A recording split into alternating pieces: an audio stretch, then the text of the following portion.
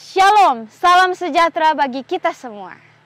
Puji Tuhan, di kesempatan yang indah ini, saya diberikan kesempatan untuk membagikan pengalaman saya, di mana Tuhan memanggil saya untuk mengikuti pergerakan 1000 misionaris.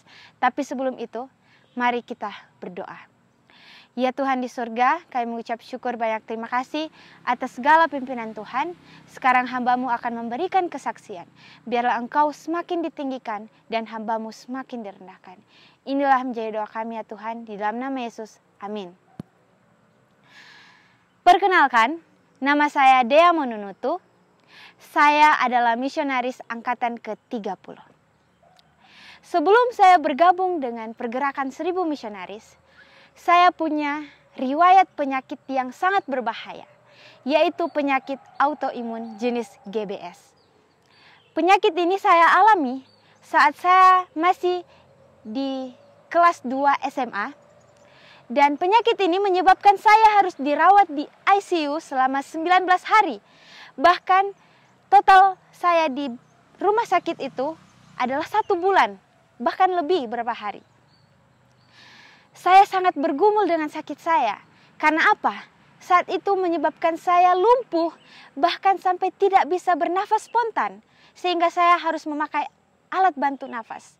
Tapi puji Tuhan, Tuhan menguatkan saya selama saya di ICU, sehingga saya bisa dirawat di kamar, dan saya bisa pulang dengan rawat inap. Tapi sebelum saya pulang, dokter mengatakan kepada saya bahwa saya belum tentu akan pulih total 100% kembali seperti semula. Dan dengan kata-kata itu membuat saya down. Tapi saat itu yang saya pikirkan, saya hanya rindu kepada teman-teman saya di sekolah, dan saya rindu kembali untuk bersekolah. Dan puji Tuhan, walaupun saya dipulangkan dengan kondisi masih di kursi roda, saya masih lumpuh, tapi Tuhan mampukan saya. Dan saat saya pergi ke sekolah, Tuhan menggerakkan hati orang-orang di sekitar saya untuk membantu saya dalam menjalankan aktivitas saya. Singkat cerita, saya tamat dari SMA dan saya bergumul lagi. Tuhan, apa yang harus saya buat? Saat itu saya merasa tidak tenang. Kenapa? Karena saya teringat dengan komitmen saya untuk mau melayani Tuhan menjadi seorang misionaris. Tapi di saat itu orang-orang di sekitar saya tidak mendukung dengan alasan bahwa saya masih lemah. Saya butuh pemulihan. Saya butuh waktu untuk proses pemulihan dari sakit saya. Karena penyakit saya ini adalah penyakit yang berat. Tapi di saat itu saya mengiyakan saran mereka. Saya berencana untuk kuliah.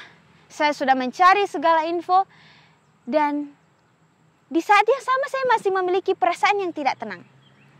Dan saat itu Tuhan sangat baik. Tuhan mau memanggil saya dan memakai saya. Dan Tuhan memanggil saya lewat uncle saya. Dia menelpon ke saya, dan saat itu saat kami bercerita, saya sangat tertegur. Dan saya rasa seperti ditampar. Kenapa? Karena saya menunda komitmen saya. Saya berencana untuk kuliah dulu. Dan saat itu saya menangis dan minta maaf ke Tuhan. Tuhan, tolong maafkan saya. Karena saya berniat untuk menunda komitmen saya. Dan saat itu, detik itu, saya mau untuk melayani Tuhan. Saya mau untuk bergabung mengikuti pelatihan misionaris. Dan Tuhan sangat baik. Tuhan menyediakan segala keperluan saya. Surat-surat saya semua Tuhan sediakan. Tapi tantangan tidak berhenti sampai di situ. Saya menghadapi kenyataan bahwa orang tua saya berat hati untuk mengizinkan saya. Dengan alasan mereka khawatir dengan saya. Karena saya masih lemah. Bahkan saat saya pulang dari rumah sakit, saya harus di kursi roda, bahkan digendong oleh ayah saya karena saya tidak mampu berjalan. Ayah saya, ibu saya khawatir dengan saya. Tapi di saat itu saya berdoa, saya bergumul, Tuhan, tolong bukakan jalan bagi saya. Karena saya rindu untuk melayani Tuhan. Dan Tuhan punya jawaban yang terbaik. Tuhan meluluhkan hati orang tua saya, sehingga mereka mengizinkan saya untuk mengikuti pelatihan misionaris. Walaupun orang-orang di sekitar saya, orang-orang terdekat saya, meremehkan saya karena saya lemah, saya sakit. Tapi di saat itu, Tuhan menyatakan, Tuhan membuktikan bahwa perkataan itu salah. Bahwa Tuhan adalah Allah yang kuat dan Allah mampu untuk menguatkan saya selama pelatihan. Tuhan luar biasa baik. Tuhan menyanggupkan saya selama pelatihan. Walaupun saya lemah, saya sakit. Saya masih dalam proses pemulihan. Saya merasa tidak mampu Tuhan. Tapi di saat saya berdoa, bergumul, dan saat Tuhan mau memakai saya, di saat itu nyata bukti penyertaan Tuhan. Tuhan memampukan saya dan Tuhan mampukan untuk diutus ke ladang penginjilan. Dan saya diutus di Desa Toire, Kabupaten Waropen, Papua. Di sana kondisinya tidak ada signal, tidak ada listrik. Dan saya bergumul juga di sana.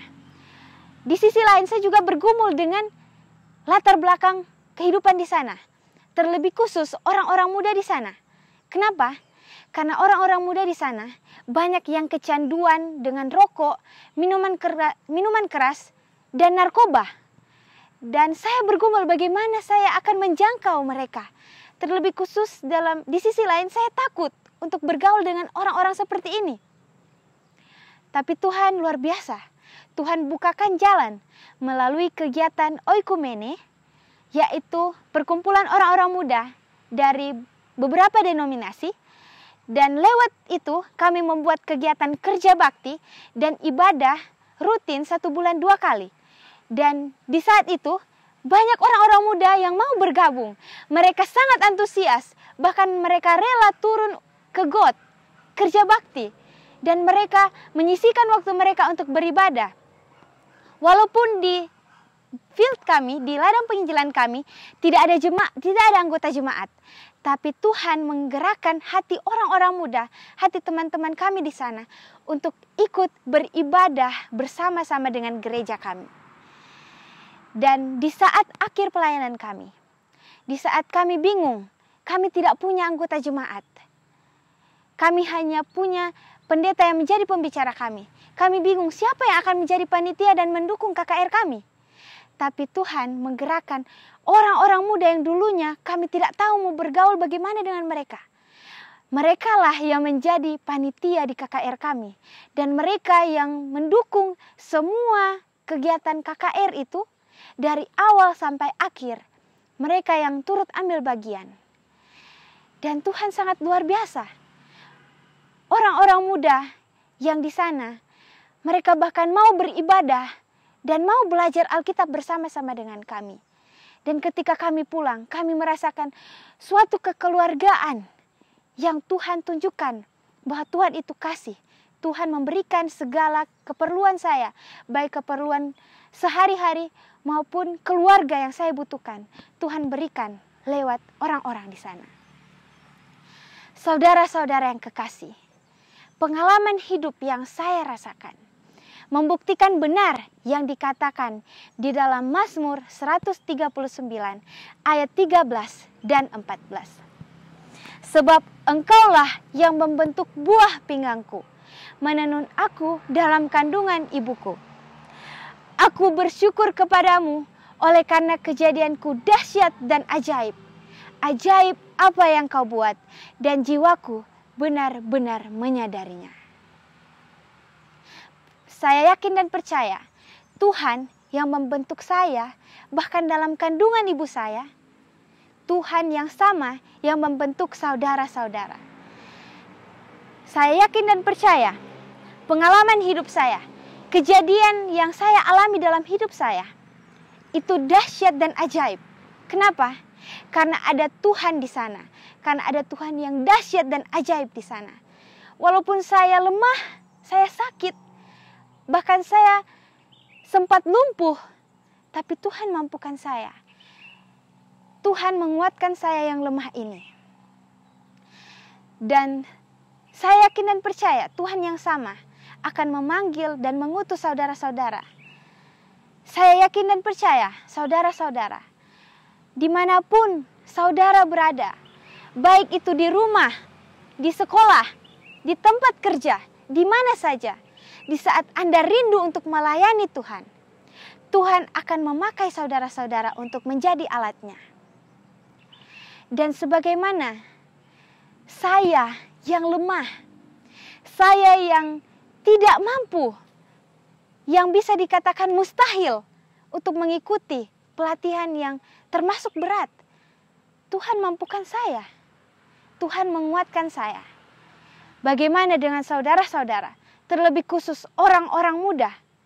Apakah Anda mau untuk memberikan tenaga Anda untuk Tuhan? Apakah Anda mau memberikan kekuatan dan waktu yang Anda punya untuk melayani Tuhan? Jangan khawatir, jangan takut. Karena Tuhan adalah Tuhan yang dahsyat dan ajaib. Mari kita bersatu di dalam doa. Ya Tuhan, terima kasih kesempatan yang indah ini. Hamba-Mu diberikan kesempatan untuk memberikan kesaksian. Biarlah apa yang sudah hamba sampaikan ini dapat menguatkan kami semua, terlebih khusus orang-orang muda, untuk memberikan hidup mereka untuk Tuhan. Memberikan yang terbaik untuk pelayanan Tuhan di dunia ini. Kami yakin dan percaya Engkau tidak lama lagi akan datang. Bantu kami untuk mempercepat kedatangan Tuhan dan menyiapkan diri kami untuk menyambut akan Engkau. Terima kasih ya Tuhan, di dalam nama Yesus kami sudah berdoa. Amin. Jadi, jika kita memutuskan untuk melayani Tuhan, kita akan menghadapi banyak tantangan.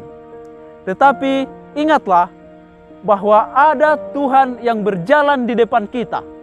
Bahkan Ia akan menyertai kita dan kita tidak perlu takut.